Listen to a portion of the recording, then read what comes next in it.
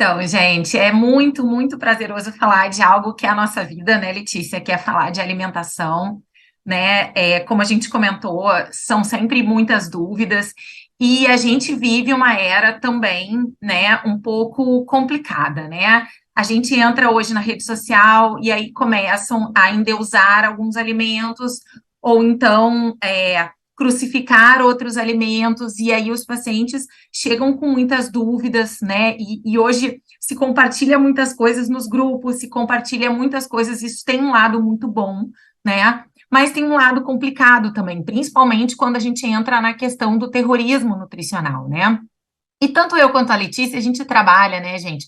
Além da gente ter muita prática e vivência, né, ao longo dos anos, acompanhando pessoas como vocês, com doença inflamatória intestinal, a gente também trabalha com ciência, né? Então, hoje o que a gente vê são muitos canais leigos, né? E muitas pessoas falando, não coma glúten, não tome leite, não pode isso, toma lá, sei lá, né, shot de não sei o que para melhorar a imunidade. E a verdade, né, é que com o tempo, graças a Deus, eu acho que a ciência tem mostrado para a gente, é o que eu e a Letícia a gente quer trazer aqui para vocês hoje, que a gente precisa de equilíbrio, tá? Então, assim, a saúde de todas as pessoas depende do que nós comemos, né? Então, aquela velha frase, você é o que você come, né? Mas o intestino, ele é um órgão muito poderoso, né, gente? Então, assim, a gente tem inúmeras funções no intestino, né? Ele precisa processar adequadamente, ou seja, digerir, absorver, metabolizar. A gente tem toda uma produção hormonal, a imunidade. Então, são muitas funções no intestino que precisa ser cuidado em todas as pessoas, em especial em quem tem doença inflamatória intestinal. Então, são muitos fatores que influenciam na saúde e comer não é apenas, eu vou comer determinado alimento, eu vou comer determinado nutriente, né? A gente vem num painel falando de aspectos psicológicos e eu acho isso muito importante. Eu tenho cada vez mais conversado sobre isso com os meus pacientes, também não gosto muito desse termo, né? Mas, enfim, a alimentação, ela não se resume a isso, né? E a gente sabe disso, né? É o prazer, é a socialização, são os aspectos culturais. Então, como a gente entra nesse equilíbrio, né? Então, apesar da gente viver tentando muitas vezes achar alimentos maravilhosos que vão resolver o nosso problema, ou então querendo crucificar determinados alimentos, eu acho que cada vez mais a ciência nos mostra que a gente precisa de equilíbrio, né? E o equilíbrio está em trazer uma alimentação saudável, né, em que a gente consiga, na maior parte do tempo, né, fazer boas escolhas, porque eu brinco também que é muito difícil ser 100% em alimentação, nós não somos 100%, né, a gente não vai conseguir ser o tempo todo perfeito, é difícil, nem sempre você tem acesso, a gente tem diversos problemas relacionados também à industrialização, e é isso que a gente quer trazer um pouquinho aqui nessa palestra. E aí também a Letícia vai aproveitar para falar, porque assim, né, gente, assim, comer, cozinhar, estar na cozinha, levar as pessoas que a gente gosta para bater aquele papo na cozinha, preparar o alimento é um ato de carinho, não só com a gente mesmo, mas também com a nossa família. A gente sabe que é trabalhoso, né? Eu sei que hoje a gente vive numa vida super corrida, né? Mas, como a gente está falando o tempo inteiro, e foi falado no painel anterior de autocuidado, isso é um autocuidado, né? Então, você parar, né? Não existe alimentação adequada sem um planejamento do que se vai comprar, de ir para a cozinha, de fazer algumas preparações, ainda que a gente faça para vários dias, né, Letícia, que a gente congele, e ela vai falar um pouco sobre isso. Então, isso faz parte do cuidado, tá? Então, vamos lá, pode passar para mim, que você que está com Então, isso, vamos lá. Então, assim, só o domínio complementando um aí. pouquinho, né, o que a Cris falou. Então, o objetivo, assim, é literalmente um bate-papo. Por isso que as duas estão falando ao mesmo tempo. A gente fez a apresentação em conjunto durante a semana, então a gente quer escutar de vocês também, né? Então, a Júlia, a Lê, elas vão estar no chat o tempo todo, para depois, no final, a gente ter uma discussão, né, bem calorosa, que vai trazer proveito para todo mundo. Então, assim, o que a Cris falou é importante. Nada é 100%, assim, o autocuidado e a gente também não se cobrar tanto, né? Então, aqui, o tempo todo Não na ficar doido. apresentação, a gente vai pensar em dicas para uma alimentação saudável, equilibrada, falando num geral para todo mundo, mas lembrando, isso é muito importante, né, Cris? A alimentação deve ser individualizada. Então, a gente está falando no geral, mas procure o seu nutricionista, né? Os sintomas são diferentes, a doença diferente em cada um, então é importante a gente sempre deixar isso claro antes de começar qualquer apresentação, até porque a gente vai mostrar receita, vai falar umas dicas também, então isso é legal a gente frisar desde o começo. Vamos lá, então, vou Perfeito. começar e Cris vai sinalizando que eu vou passando os slides. Tá ótimo. Esse slide, né, a gente traz aquilo que a gente já sabe, né? Eu acho que a gente tem vários pacientes aqui e todo mundo fala: ah, tal coisa que eu como melhora meus sintomas, piora meus sintomas, ou eu deixo de comer tal grupo de alimento, eu enfatizo tal grupo de alimento. Então, isso faz parte, né, da vida das pessoas que têm doença inflamatória intestinal. E a nossa ideia é tentar desmistificar, né, para a gente evitar restrições que não são necessárias. E também, como eu falo, o nutricionista, tá, gente, ele não tem um papel de julgar vocês, ele tem um papel de ajudar, né? Então, quando eu falo que eu tenho vários tipos de pacientes que comem diferentes tipos de alimento, às vezes você não vai comer porque não quer, porque não gosta, porque não é seu hábito, e às vezes porque não, você não pode. Qual é o nosso papel, meu e da Letícia? Adequar, né? Então, tentar adequar para que a sua alimentação ela fique nutricionalmente equilibrada, mesmo na vigência eventual de, por qualquer motivo, você tenha que fazer algumas restrições, né? Pode passar. E aí, né, ela vai passar, mas eu já vou adiantando que tem no próximo slide, é assim, qual é a melhor dieta? Essa sempre vem, né? Qual é a melhor dieta? E a gente não vai falar de tipo de dieta, muito embora existam, né? Ah, uma dieta com menos fibra, uma dieta com um suplemento de forma parcial, uma dieta com carboidrato específico, tem vários tipos de dieta, mas é importante a gente dizer, tá, gente, que não existe padrão ouro. Ah, essa é a dieta para quem tem Crohn, essa é a dieta para quem tem retocolite ulcerativa. Isso não existe, não tem nenhum guideline, nada na literatura que diga para gente que comer determinado padrão de dieta é melhor para se manter, né, em remissão ou para ter a indução da remissão. Eu sempre destaco que é muito importante. Alguns pacientes ainda chegam em mim assim, ó, sem o tratamento médico otimizado, tá? Sem o medicamento de forma regular, assim, ai, Cristina, eu tô aqui porque a dieta vai me ajudar, né? A dieta vai resolver o meu problema. E eu sempre sou muito clara em destacar que o que vai resolver o seu problema é um tratamento multidisciplinar, né? Então, a gente vem de uma mesa de psicologia, a gente está numa mesa de nutrição e a gente precisa de um tratamento médico otimizado. Nenhuma dieta vai resolver o seu problema sem um adequado tratamento médico. E aí, assim, né, a gente também escuta, né, e lê muita coisa que a gente tem na literatura científica sobre quais seriam os padrões alimentares que predispõem às doenças inflamatórias intestinais e que também predispõem a uma reativação da doença uma vez que ela esteja em remissão, né? E eu acho que não é novidade para quem está nos escutando aqui que a gente tem maiores taxas de doenças inflamatórias intestinais, por exemplo, em países como Estados Unidos, Canadá e, né, países onde a gente tem determinados hábitos alimentares que eu acho que eu não preciso descrever aqui, todo mundo sabe que se come nos Estados Unidos, por exemplo, né? Em regiões onde a gente tem esse tipo de hábito alimentar, a gente tem maior incidência de doença inflamatória intestinal, né? E hoje, o que o nutricionista vive falando? Gente, vamos tentar comer uma alimentação mais natural, vamos evitar alimentos industrializados, ultraprocessados, né? Vamos evitar uma quantidade excessiva de açúcar. Não é condenar o açúcar, tá, gente? É quantidade excessiva de açúcar, né? O que é importante para um intestino ficar saudável? Eu sempre falo isso para as pessoas: legume, verdura e fruta, né? Então, as pessoas às vezes colocam uma folhinha de alface, uma rodela de tomate, isso é o que se come o dia inteiro, às vezes não tem nenhuma fruta, não há intestino saudável dessa forma, né? Eu preciso de fibras, eu preciso de fitoquímicos, vitaminas e minerais, né? Outra coisa que gera muita polêmica: carne vermelha, come, não come, pode, não pode. Se essa carne vermelha não for processada, né, não for um hambúrguer, não for algo que tenha aditivos químicos, e se isso for dentro de uma dieta equilibrada, que tenha bastante legume, verdura e fruta, você pode consumir. Você vai evitar o quê? Carnes muito gordurosas, onde a gente tenha muita gordura animal, tá? Bebida alcoólica, né?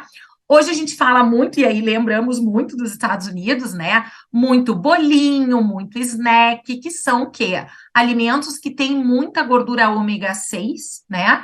E a gente, nessas populações, tem pouca ingestão de gordura ômega 3, especialmente salmão, atum, linhaça, né?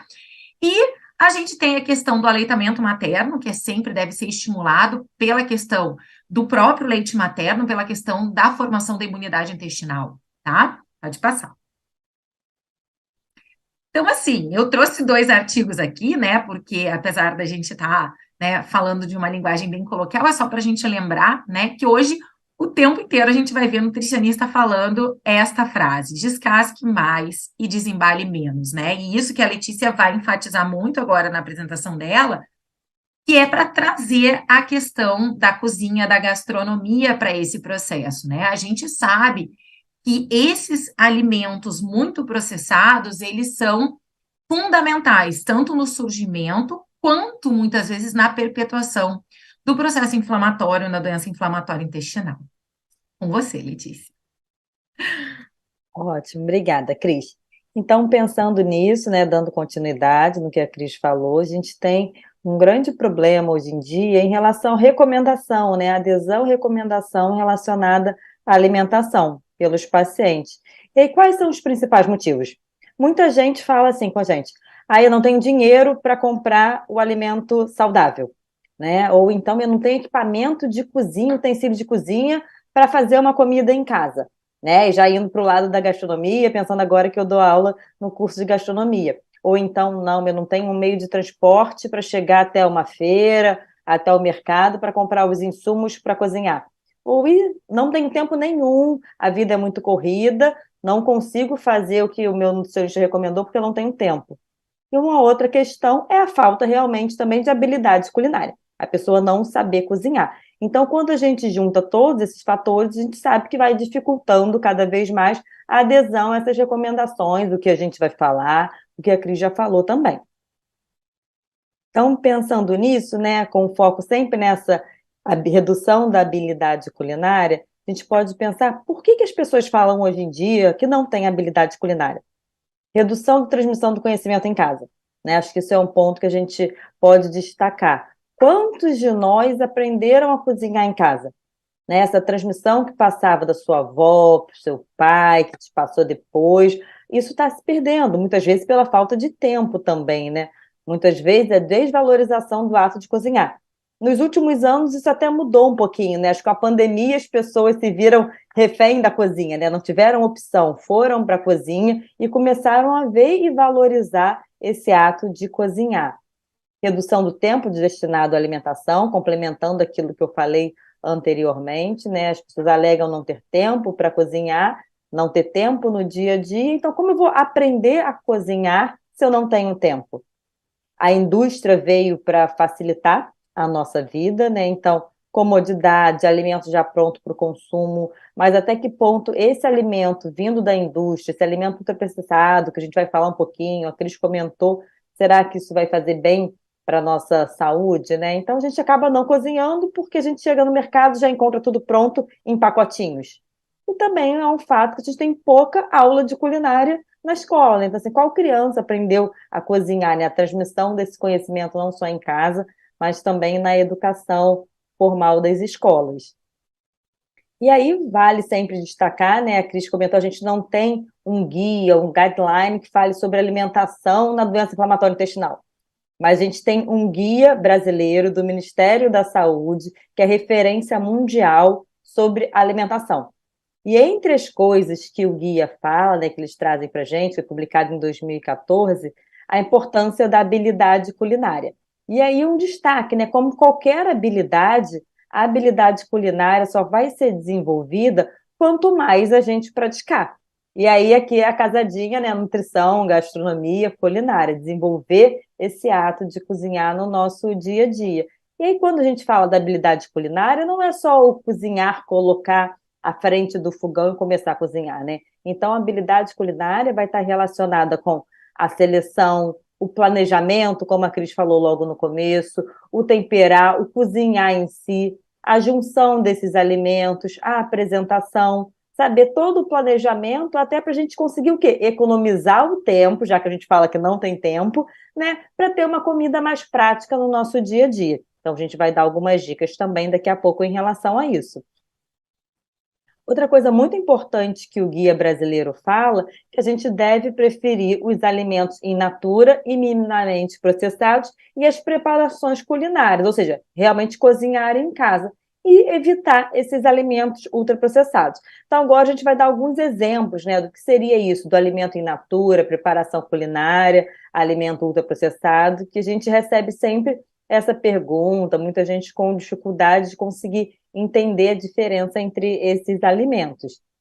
Então, aqui eu trago, né, somente alguns exemplos, né, de alimentos in natura, minimamente processados, versus esses alimentos ultraprocessados. Então, o alimento in natura é aquele da forma que veio da natureza, né? A gente vai falar das frutas, das verduras, a gente tem os minimamente processados. O arroz, por exemplo, a gente compra, já vem embalado, mas ele não teve um ultraprocessamento da indústria, né? Então, aqui a gente tem esses exemplos. Preparação culinária. Nossa, tenho até aqui uma ilustraçãozinha de um biscoito. Eu não posso mais comer biscoito, então, porque ele é um alimento ultraprocessado? Quem falou isso? Você pode fazer um biscoito com uma preparação culinária com base em alimentos in natura e minimamente processados. E aí vem o desenvolvimento da habilidade culinária, a junção da família, dos amigos, para cozinhar também, né? Então, assim, a gente tinha muito aquilo da cozinha ser uma coisa isolada, né? A pessoa sozinha, provavelmente a grande maioria aqui assistindo a gente é mulher, a gente ainda tem aquele estigma da cozinha ser da mulher, isso está se perdendo com o tempo e é muito bom, né? Então, é pensar que a cozinha também, um ato de cozinhar, é um ato social, que deve ser compartilhado, assim como todas as habilidades. Então, o homem sabe cozinhar um pouco mais, a mulher vai aprender, vai passar para o filho, para a avó, e assim a gente tornar a cozinha um espaço compartilhado.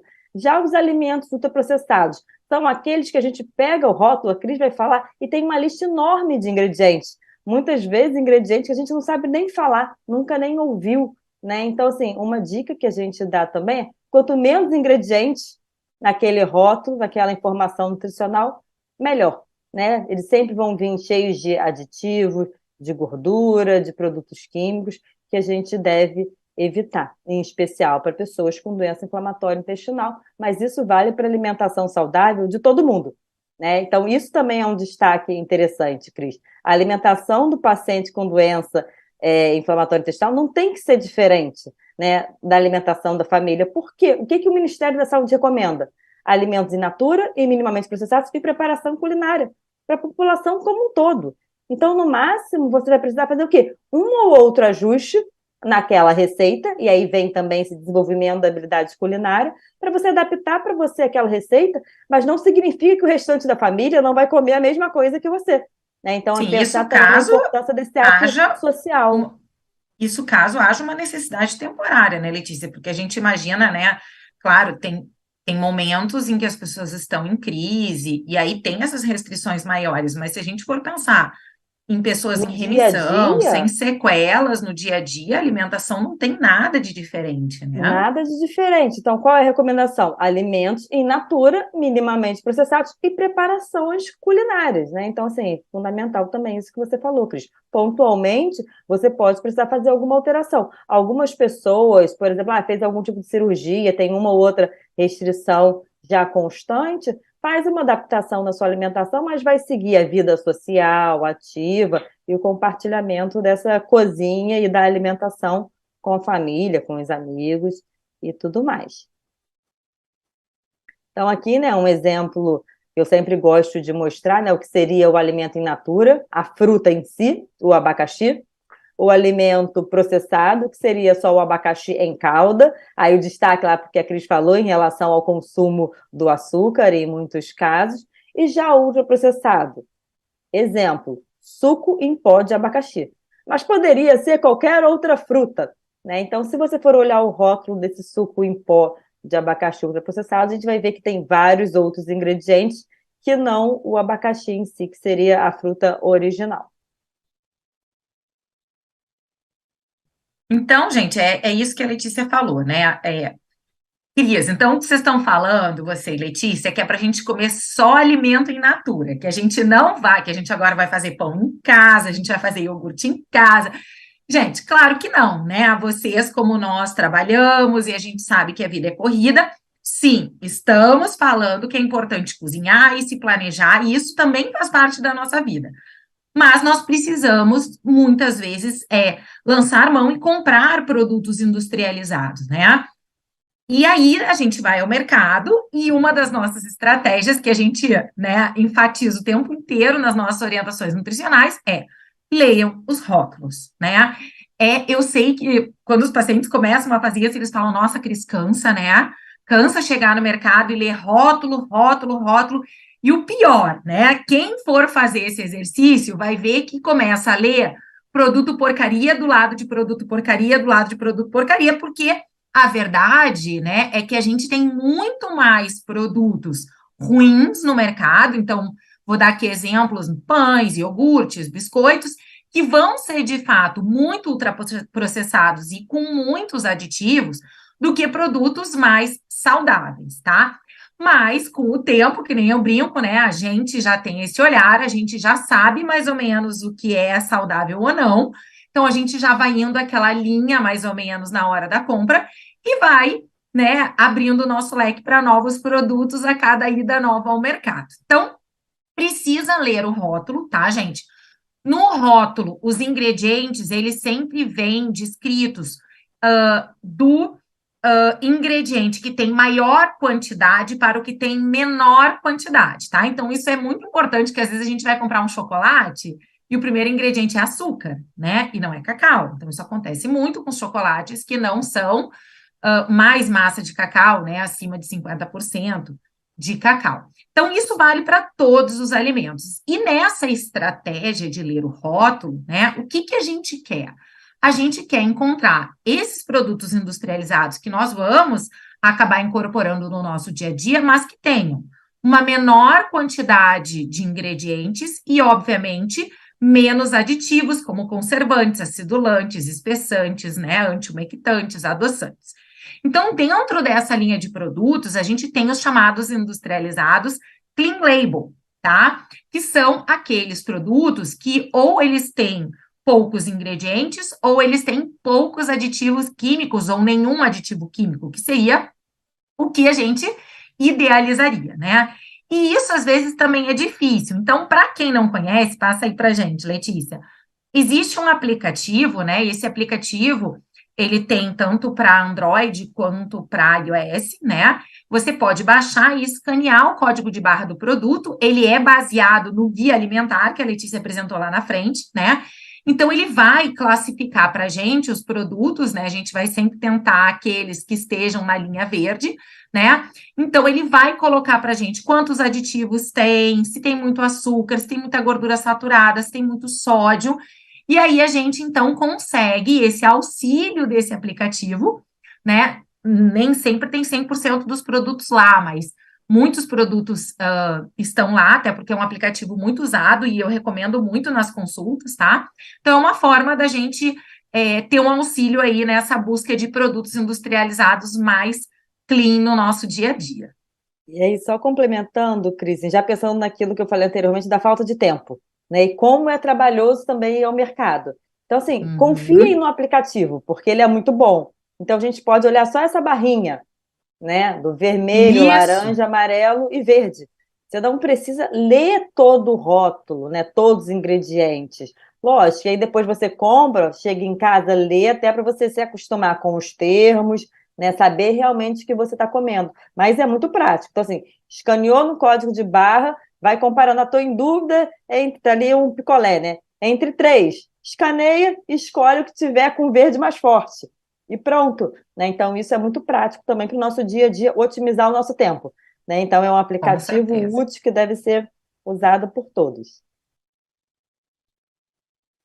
E aí, aqui é só para mostrar, né? Assim, é um pequeno exemplo de rótulo, tá, gente? Só eu precisei pegar alguns produtos, mas não é fazendo alusão a nenhuma marca em si. Aqui, até por acaso, eu acho que esse ponto até saiu de linha, mas é só para mostrar, né? A gente tem, por exemplo, uma marca aqui, 100% integral, de um pão, que é todo natural. Então, apesar dele ter vários ingredientes, ele não tem nenhum aditivo químico, né? Quando a gente olha esse aqui da direita, que está nessa etiqueta amarela, a gente tem, né, um primeiro ingrediente que é a farinha de trigo, né, alguns outros ingredientes de farelo, e olha só, terceiro, quantos conservantes e emulsificantes e adoçantes a gente tem? E isso é a rotina no mercado. Esse aqui à esquerda é um pão da Nutella, sim, mas tem outras marcas, tá? Tem da Vic Bold, de várias outras marcas de pão sem aditivo já, porque eu acho que vocês já devem ter visto que nós, os consumidores, tá? Estamos pressionando a indústria, então a gente tem visto, vou dar aqui exemplos, tá? Mas, de novo, sem nenhum conflito de interesse, Nestlé, Sadia, enfim, empresas grandes que não tinham a cultura de estarem preocupadas com quantidade de açúcar, quantidade de gordura e de aditivos nos produtos, modificando as suas composições e procurando linhas mais saudáveis, numa pressão dos consumidores, e isso também impulsionado, né, Letícia, pelo Guia Alimentar, que tem trazido para a gente a importância da gente comer coisas com menos aditivos e menos ultraprocessado. Então, as próprias grandes indústrias estão nessa adaptação, né? Pode passar o próximo é apenas um exemplo de um iogurte, tá? Então, por exemplo, a gente tem aqui um iogurte desnatado, zero lactose, em que a gente tem, ó, leite integral, né, enzima lactase e fermentos, e olha esse aqui, ele também é zero lactose, mas olha a quantidade de coisas que ele tem, né, amido modificado, adoçante, corante, aromatizante, acidulante. Então, não tem como a gente saber, ou a gente usa o aplicativo ou a gente lê. Ah, Cris, esse da esquerda não tem sabor. Aí você vai ver, você pode usar fruta congelada, você pode usar geleia 100% fruta, você pode é, usar mel. Isso vai depender das suas restrições, da tua orientação nutricional, da tua tolerância, mas assim, tem tanta coisa que a gente pode misturar, né? E às vezes, assim, existem iogurtes, por exemplo, clean label, que são com sabor. A questão sempre que eu destaco com meus pacientes é o preço, né? Quando você compra esse aqui, ele é dois e pouco, três e pouco. Quando você vai para um sabor, é o dobro do preço. Então a gente consegue, né? Hoje a gente sabe que o mercado está complexo, principalmente quando a gente vai procurar produtos de melhor qualidade. Então, a gente pensar nesse custo-benefício nessas adaptações também é muito importante. Pode ir, você, Ed. E aí, essas dicas de culinária do dia a dia vão fazer também com que a gente consiga otimizar, né, nossos recursos financeiros, né? Lembrando lá daqueles primeiros slides, né, a falta de dinheiro para o acesso ao alimento. Então, isso é bem legal também. Então, só falar um pouquinho, né? Já tive em outros momentos com a Lende, falando sobre esse projeto que a gente faz na UFRJ, começou em 2012, a gente tentar integrar os princípios da gastronomia e da nutrição em ações educativas para a promoção da alimentação saudável, sustentável, sempre pensando na alimentação prazerosa, para pacientes com doença inflamatória intestinal atendidos no Hospital Universitário da UFRJ. Eu destaco também assim, a importância da equipe multidisciplinar. Então, é um projeto de extensão de pesquisa que a gente tem curso de gastronomia, nutrição, medicina e comunicação visual design, que foi a nossa aquisição, que a gente não abre mais mão na pandemia, já que a gente teve que passar para o mundo virtual. Então, aqui só um resuminho, né? Começamos em 2012, o principal objetivo é esse desenvolvimento das habilidades práticas para que a gente possa conseguir desenvolver uma melhor qualidade de vida através da educação nutricional, através da alimentação. Então, é empoderar os participantes para que a gente aumente o prazer e a qualidade de vida através de uma alimentação saudável. Cris já comentou um pouquinho, né, na nossa dificuldade do supermercado e do que a gente costuma falar muito, é desembalar menos, cozinhar mais. Então, essa ilustração, né, de uma publicação do grupo, do projeto, mostrando realmente, gente, no mercado, a gente muitas vezes tem uma quantidade menor dos alimentos in natura, minimamente processados, e um mundo de gôndolas dos ultraprocessados, né? E até uma estratégia de marketing, o posicionamento deles. Então, a gente também tem que ficar atento em relação a isso. Em Letícia, e aproveitando, né, antes de você seguir, e as pessoas perguntam muito assim, ah, e vocês falam que é melhor a gente consumir orgânico em vez de in natura, e aí, né, e aí lembra aquilo que eu falei, né, pessoal, assim, é o melhor que a gente pode fazer. Se você tiver acesso ao orgânico, se você tem uma horta em casa, se você tem acesso à agricultura familiar, a pequeno produtor, ótimo. Se você não tem, é importante você comer legume, verdura e fruta, tá? Se for com agrotóxico, vai ser com agrotóxico.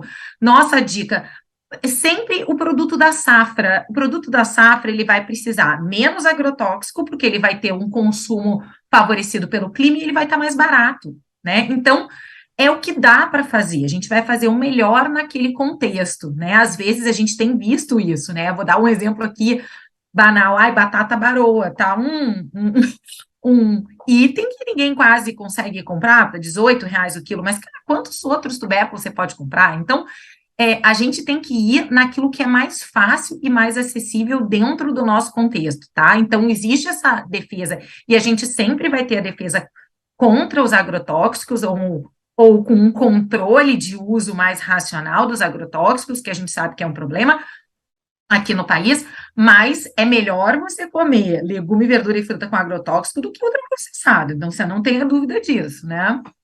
Isso, então aquela coisa, aproveita o alimento da safra, vai estar mais barato, mais saboroso, mais nutritivo. Ah, mas a alimentação não tem que ser diversificada e variada? Sim, gente, mas sim, estamos no Brasil, então assim, a nossa safra tem uma diversidade também muito grande. Então, aproveitem aí outra coisa, pensando em dica, estratégia, o alimento está na safra, já processa ele em casa, né? A gente não falou do alimento processado também ser bom, um exemplo do abacaxi em calda. Então você pode fazer uma geleia em casa, já pode congelar aquela fruta em cubinhos, a verdura, para usar depois, né? Além de facilitar o seu dia a dia na cozinha, né? Para colocar naquele iogurte, como a Cris mostrou. Então a gente usar dessas estratégias. E aí, pensando em diferentes estratégias, aqui eu mostrei alguns exemplos de publicações, né, desse projeto Gastronomia na Promoção da Saúde, pensando que o objetivo é o quê? Desenvolvimento de habilidades culinárias. E a habilidade culinária vai desde o planejamento, escolha do alimento, o que cozinhar, como armazenar, a seleção dos ingredientes. Então, aqui a gente tem alguns exemplos, desde como higienizar um vegetal, como eu devo amolar a minha faca, risco de acidente em casa, perder muito mais tempo, perder alimento porque você não sabe descascar, já que sua faca também não está amolada, né? Então, aquilo de você tirar uma casca muito mais grossa do alimento, a escolha adequada do tipo de ingrediente. Então, aqui esse exemplo, diferentes tipos de açúcar, técnicas de cocção. Então, preciso diminuir a quantidade de gordura. Qual técnica de cocção eu posso utilizar, né? A gente acaba se fazendo sempre das mesmas formas. Alguns exemplos também de tipos de caldos, de molhos, que a gente pode usar no nosso dia a dia. Então, assim, pensando nessas técnicas de cocção, não tem a menor chance de eu conseguir falar de todas aqui, né? A gente tem um tempinho curto, né? Mas a gente pode utilizar o alimento em vapor, papelote, que seria a gente já cozinhar no papel alumínio, vai estar fechadinho o seu alimento ali dentro, então você vai conseguir reter muito mais as características sensoriais e nutricionais também, vai cozinhar mais rápido, grelhar, né? Um pochê, refogar, branquear, assar, saltear, o mondê, são várias técnicas que a gente pode usar no nosso dia a dia. Letícia, eu não sei, você não está falando que a alimentação tem que ser prática do nosso dia a dia? Gente, provavelmente a maioria dessas técnicas você já ouviu falar ou já faz, mas não sabe o nome técnico, né? Então, assim, a gente pode ir aprendendo aos poucos, usar técnicas diferentes para facilitar o dia a dia.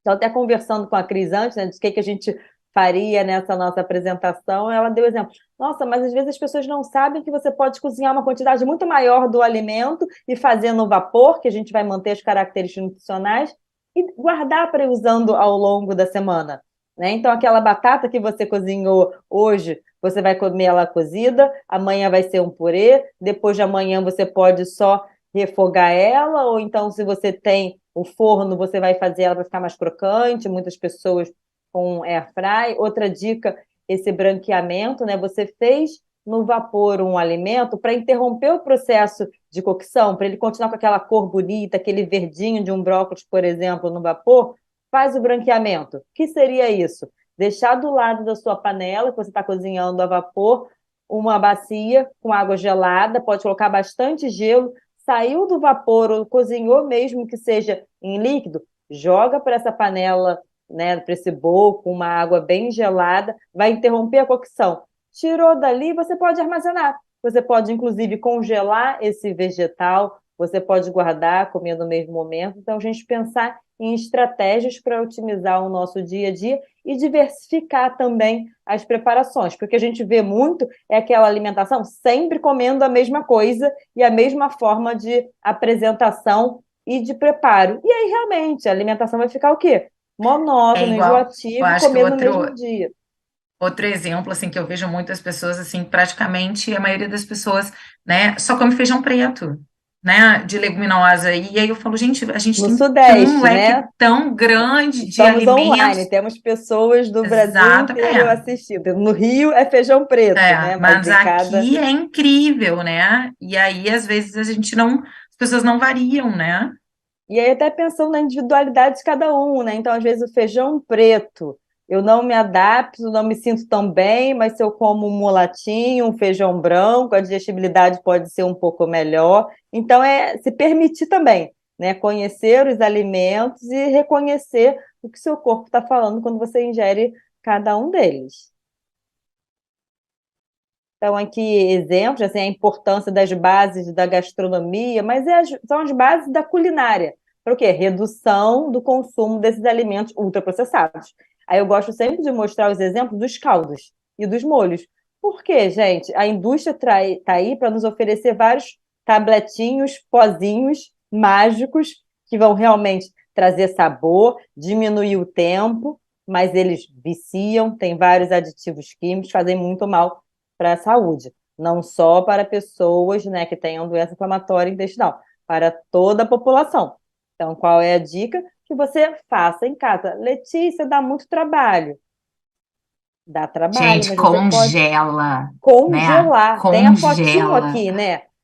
Fez, congelou. Forminha de gelo, terminou o congelamento, está congelado, tira da forminha de gelo para não ocupar espaço e coloca em saquinho. Ou então já congela direto em um saco uma quantidade maior. Né? Então, essa é a dica: congelamento.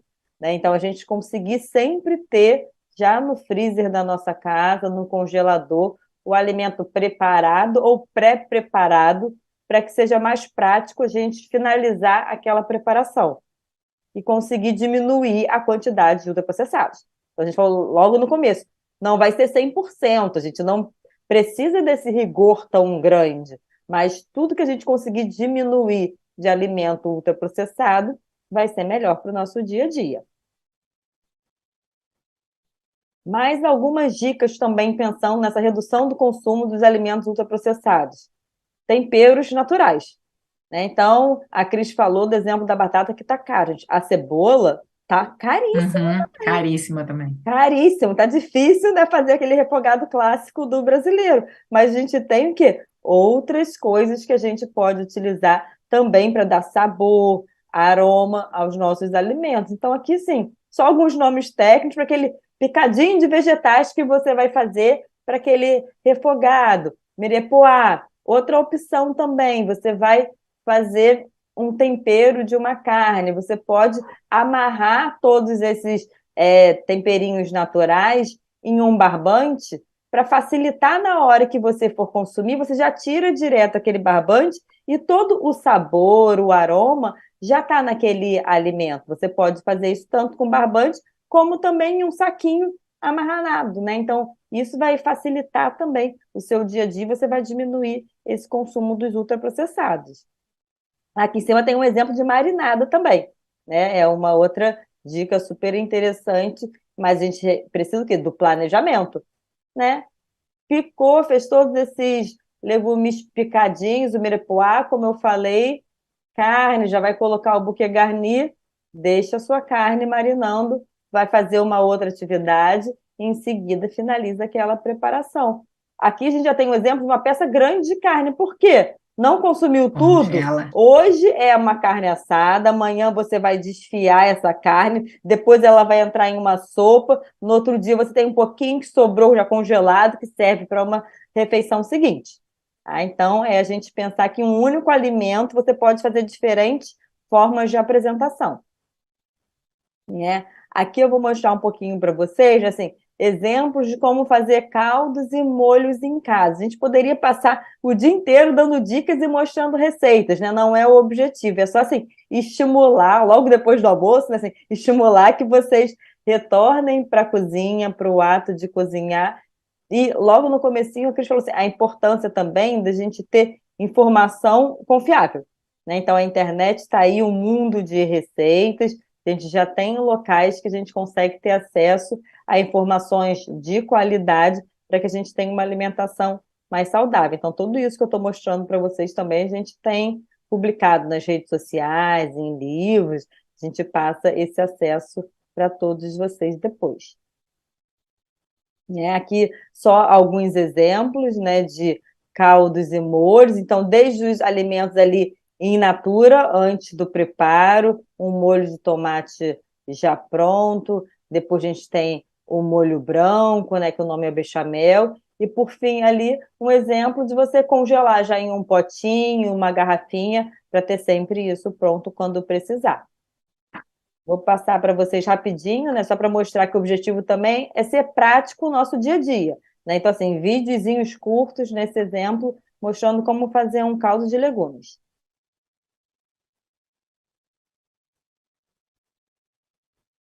E aí a dica também já é um produto sem som mesmo, né? Porque muitas vezes a gente está olhando uma receita num transporte, né? No celular.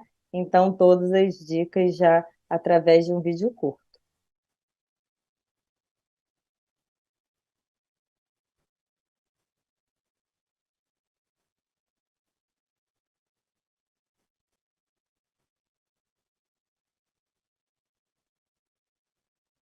Vamos esquecer aquilo que a gente acha muitas vezes, assim, o glamour da gastronomia, nada disso.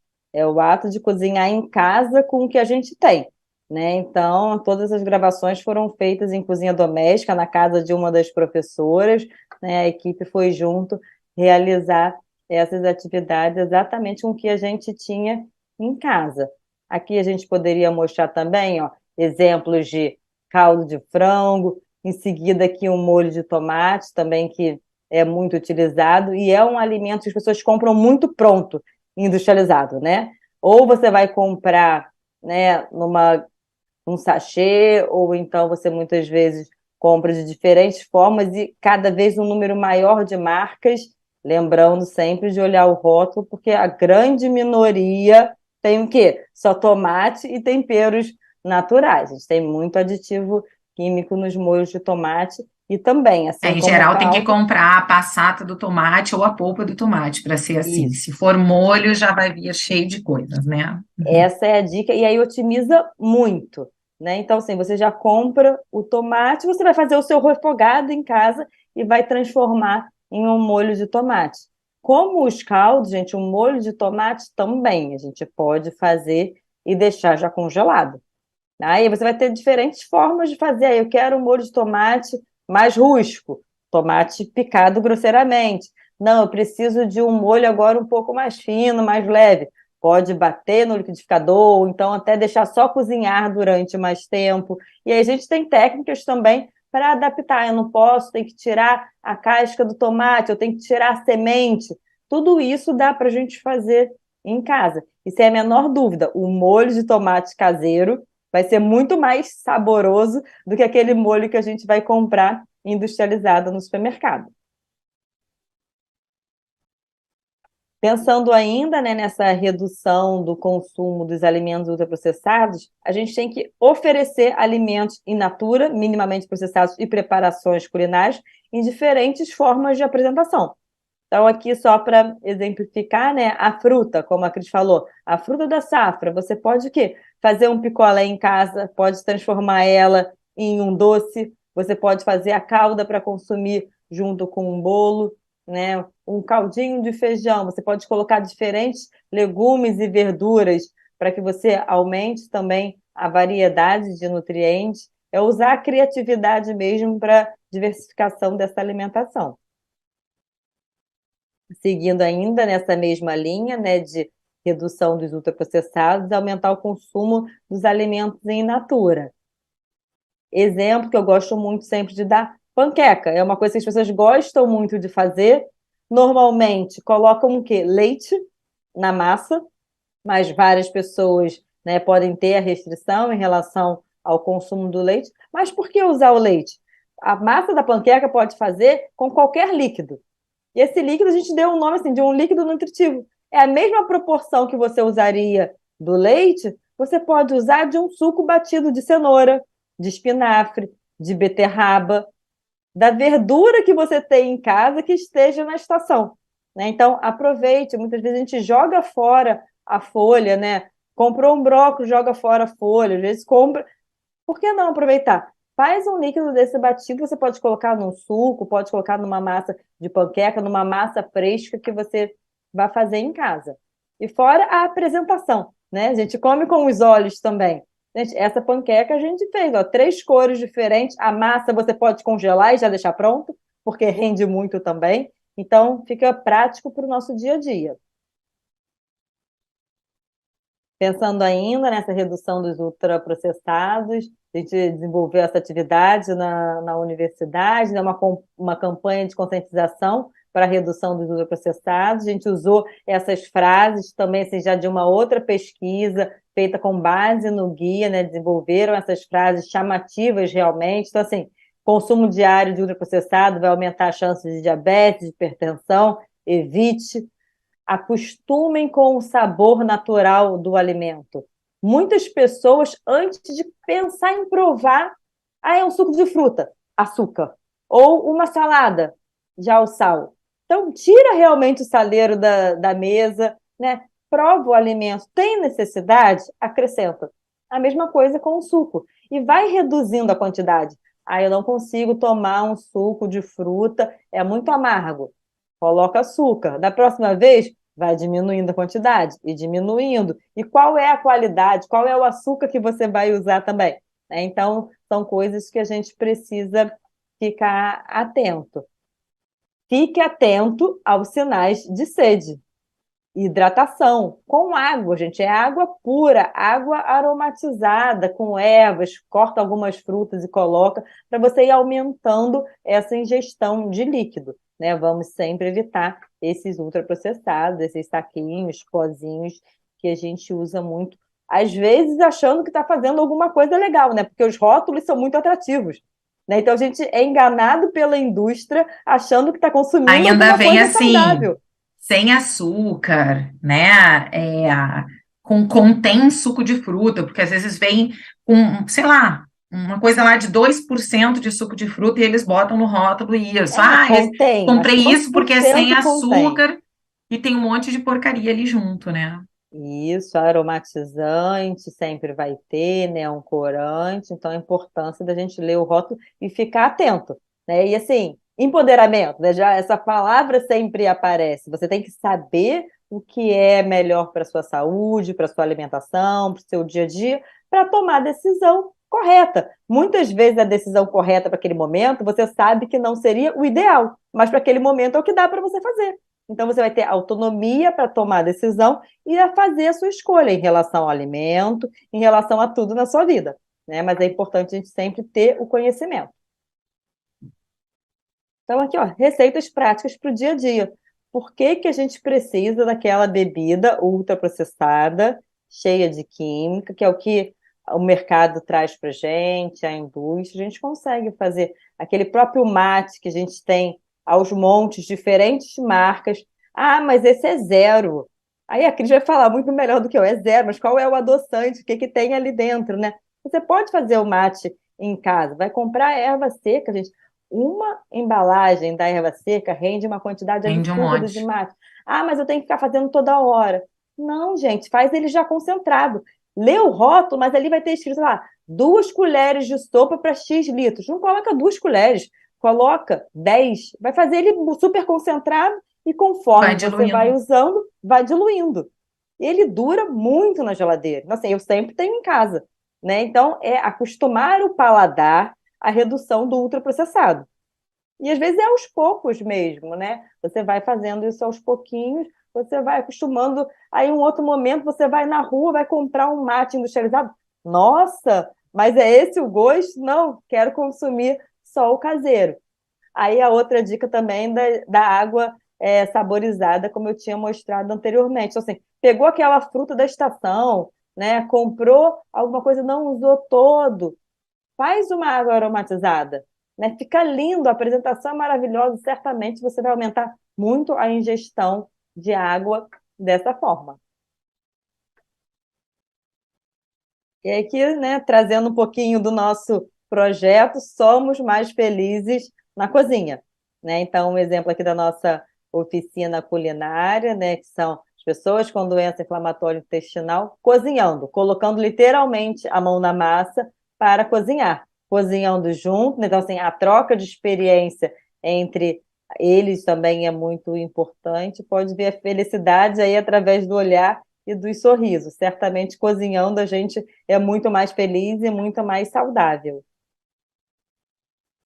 Então, só que uma dica, né? Esse aqui é um livro que a gente tem, um e-book gratuito, tem o link, né, do site da universidade, mas com a leitura aqui do QR Code também a gente tem acesso pelas nossas redes sociais também. Boa parte dessas dicas que eu falei, que eu passei rapidinho, a gente tem completo nas receitas para que vocês tenham acesso.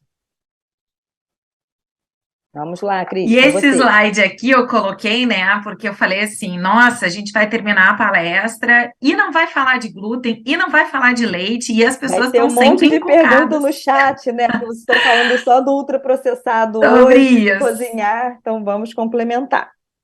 Pois é, e na verdade, tá, gente, assim, como eu tinha colocado lá no início, né, não vai dar para a gente se alongar a respeito desses alimentos em específico, nutrientes, né, mas eu queria, assim, deixar algumas mensagens, né. O glúten é uma proteína de baixo valor biológico, tá, que nutricionalmente não faz falta na dieta de ninguém. Porém, ela tá aí na nossa vida o tempo inteiro, porque a gente acaba comendo e usando nas receitas muito trigo, né? Então, faz parte praticamente da dieta de quase todos os brasileiros ingerir glúten de alguma forma, né? E aí a pergunta das pessoas é sempre, poxa, mas o glúten, se eu parar de comer glúten, isso me ajuda a melhorar da doença inflamatória intestinal. Eu já vi o blogueiro A, B, tem o médico A, B, o nutricionista A, B falando isso, né? E assim, gente, a gente trabalha com ciência, né? E a doença inflamatória intestinal, ela não é a doença celíaca. A doença celíaca é aquela doença que a gente sabe que a ingestão de glúten, ela é o fator desencadeador da resposta autoimune, tá? Então, até o momento, né, a gente não tem informação, né, de peso, tanto que nenhum guideline da doença fala isso, que a gente deva cortar o glúten na alimentação, ok? Então, essa não é uma orientação formal que deve ser dada aos pacientes. Aí vocês vão dizer assim, mas Cris, você acha então que a gente deve comer? Gente, aí vamos voltar ao início da nossa palestra. É muito mais importante a forma e a quantidade que você vai comer do que, de fato, se você vai tirar da tua dieta. Vou dar alguns exemplos práticos. Eu não quero comer glúten. Aí eu resolvi comprar um monte de produtinho ultraprocessado de marcas famosas, cheio de açúcar, espessante, corante, aditivo, e não tem glúten. Isso vai ter mais vantagem para o meu intestino do que se eu tivesse comendo um pão de fermentação natural ou um pão feito em casa com uma farinha comprada de uma boa procedência? A resposta é provavelmente não. Isso não vai ser melhor. Então, o que que acontece, né? As doenças inflamatórias intestinais, gente, elas têm uma característica multifatorial. E o cuidado do intestino, eu não posso escolher o alimento salvador, nem o alimento a ser crucificado, tá? Claro que, poxa, Cris, eu como glúten me dá gases. Decida com o seu nutricionista em relação a isso, né? Ah, o meu médico disse que eu tô com muita inflamação, então ele me pediu para temporariamente evitar o glúten. Isso são condutas existentes e aceitas, certo? E personalizadas, tá? O que a gente não pode aqui é sair dizendo, olha, eu tenho doença inflamatória intestinal, eu não posso comer glúten em hipótese nenhuma, tá? Então, Vamos ter cuidado em demonizar. De novo, o que eu, Cristina, enquanto nutricionista, oriento sobre o glúten? Vamos comer menos, vamos comer mais tubérculo, vamos comer mais cereal, entendeu? Natural, vamos comer batata, tapioca, vamos comer arroz e vamos comer trigo dentro de preparações bem escolhidas, sem ultraprocessados e sem aditivos. Isso é o que eu faço na maioria dos meus pacientes, tá? Tirando situações em que nós vamos personalizar isso, tá? Então, isso é muito importante. E o leite, Cris? Gente, assim, quem tem doença inflamatória intestinal pode ter intolerância à lactose ou pode ter, eventualmente, necessidade de retirar a lactose em alguns momentos por conta da inflamação e da fermentação. Então, a gente tem leites sem lactose, tá? As vamos dizer, mas Crias, eu tomo leite sem lactose e ainda assim eu passo mal. Isso acontece com alguns pacientes, tá? Então, alguns pacientes têm uma sensibilidade maior à proteína do leite, tá? Então, de novo, eu não posso chegar aqui e dizer quem tem doença inflamatória intestinal não deve tomar leite. Não existe isso em nenhum lugar na literatura. Leite é um bom alimento e eu tenho muitos pacientes que tomam leites de boa procedência, tendo doença inflamatória intestinal. Tenho pacientes que apenas consomem leite sem lactose e tenho pacientes que apenas consomem leite vegetal. Então, de novo, a orientação ela deve ser individualizada. Não vamos, mais uma vez, condenar um determinado alimento, porque a gente não pode fazer isso, a gente não tem base científica. A mesma coisa andou acontecendo com a carne vermelha, né? Então, como eu falei para vocês, mas carne vermelha, se ela for magra, não for processada, e dentro de uma dieta saudável, não tem problema, tá? Então, eu só trouxe isso, passo o próximo slide, Letícia, porque eu sei que muitas vezes a gente quer achar o Salvador ou crucificar, mas a verdade é que o que faz a gente ficar saudável ou com a doença controlada, gente, é uma comunhão de fatores, né? A gente comer bem, a gente fazer atividade física, a gente controlar os nossos fatores emocionais, que foi muito falado, que é um desencadeador enorme. A gente ter uma boa microbiota. Então, para quem tiver interesse, eu fiz até alguns posts sobre sono, tá? Quem dorme mal, é, quem dorme mal tem alteração de microbiota intestinal, tá? Então, a gente precisa cuidar do sono, né? A gente precisa cuidar do horário das refeições, a gente precisa cuidar com o que a gente come nas nossas refeições. Então, isso é muito importante, muito mais do que a gente ficar tratando, né, de um alimento isolado A ou B. A gente não vai conseguir, né, um sucesso no controle da doença dessa forma. Pode passar. E aí, né, esse slide aqui, né, eu uso ele bastante nas minhas aulas, talvez alguém já tenha visto ele, mas é para mostrar para a gente que para a manutenção da remissão da doença, a gente precisa de quê, né?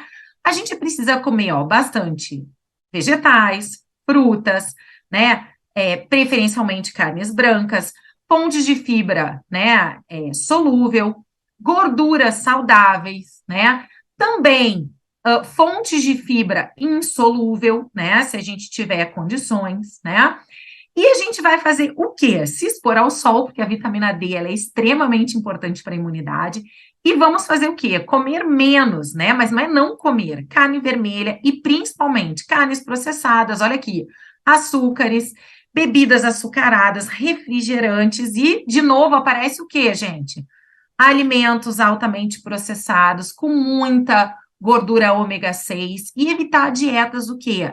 Repetitivas. E para isso a gente traz de novo a gastronomia para nos ajudar aí nesse processo, né? Então isso é muito importante. Fala lá, Letícia. Está se falando em gastronomia para ajudar no processo, né? Já finalizando, né? Gastronomia e os parceiros, né? A equipe multidisciplinar, todo mundo junto. Então, gosto sempre de mostrar também aqui e agradecer essa parceria que a gente tem com a POD no Rio de Janeiro. Além de, assim, estamos em outro estado, mas somos super parceiros e sempre atuando junto. E a ABCD também. Então, aqui só um agradecimento a essa parceria que tanto contribui, tanto para nossas atividades na universidade, quanto também para essas ações que a gente faz em conjunto. Aqui já também terminando, mais uma vez um agradecimento. Nosso retorno às atividades presenciais, na atividade do Maio Roxo, que a gente fez na universidade esse ano, e aqui a gente tem os contatos da rede social, siga a gente, tirem dúvida, entrem em contato, tem muitas outras informações e dicas sobre alimentação saudável para a promoção da saúde. Então, assim, o nome é gastronomia, mas o que a gente fala o quê? É alimentação para a promoção da saúde. E aí, o próximo slide é o meu contato, tá? Para quem quiser, né? A foto da minha UERJ aí. E agradecer, né, a vocês todos aí, as meninas pelo convite, a Letícia pela parceria aí de sempre. E estamos à disposição para dúvidas e perguntas.